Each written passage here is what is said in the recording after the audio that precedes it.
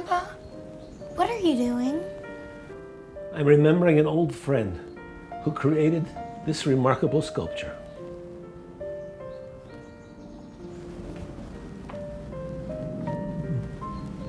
It's so realistic. Where would anyone get the idea to make this kind of work?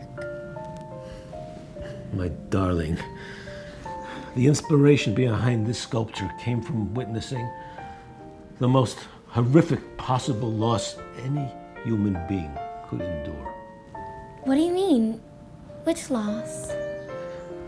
My dear child, it's very hard for me to explain. But I have a letter that my friend the sculptor wrote to me. Come, my dear, sit next to me and I'll read it to you.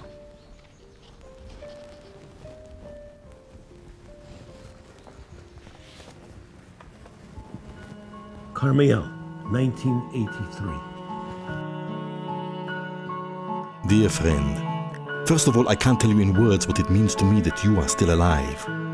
You must have thought I was murdered like the rest of my family. I remember you said that if you survived, you would never read a newspaper again. So although my name is in the press worldwide, you might not have heard what happened to me. Let me tell you briefly how I escaped and what became of me.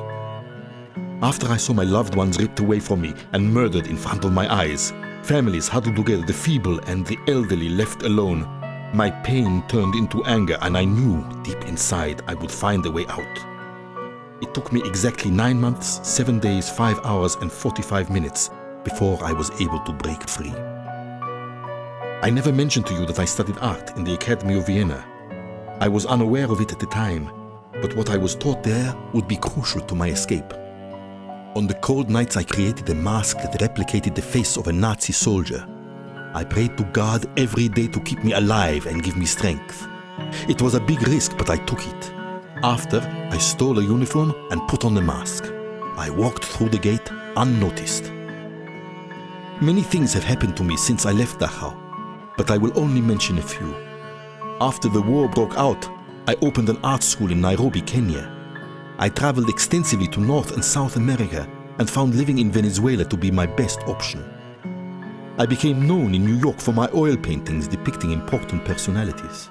And I returned to Venezuela to create the world's largest historical animal park. At the time, I was already respected in the art world, but my dream was yet to be achieved.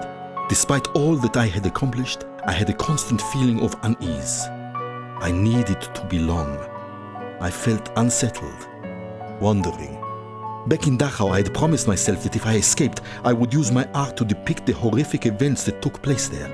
I wanted every Jew in every generation to relate through my sculptures to the cruelty and suffering of the exile. In 1978, I was allowed to complete this dream. In the city of Carmiel in northern Israel, I built the Holocaust Memorial Park and named it From Holocaust to Resurrection.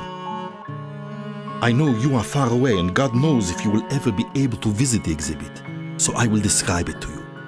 The Memorial Park is a complex of 3 groups of statues. All the sculptures were inspired by the Torah.